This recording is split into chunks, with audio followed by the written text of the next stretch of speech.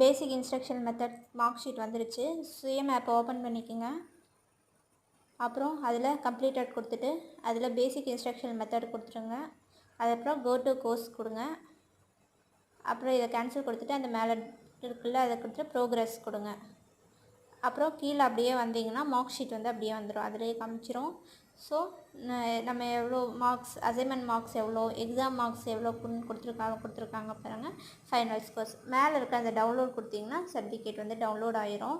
இது வந்து பாசிங் க்ரைட்டீரியான்னு கொடுத்துருக்காங்களா. பாசிங் க்ரைட்டீரியாவில் வந்து நம்மளுக்கு வந்து அசைன்மெண்ட் மார்க் வந்து 10 எடுக்கணும்.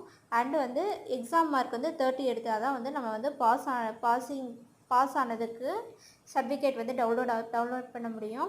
இப்போ நம்ம மார்க் ஷீட் டவுன்லோட் பண்ணிக்கலாம், ஆனால் சர்டிஃபிகேட் டவுன்லோட் பண்ண முடியாது.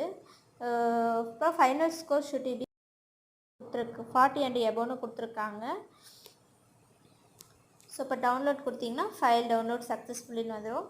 மேலே இதை ஓப்பன் ஃபைல் நம்ம கொடுத்து நம்ம பார்த்துக்கலாம். PDF மூலமாக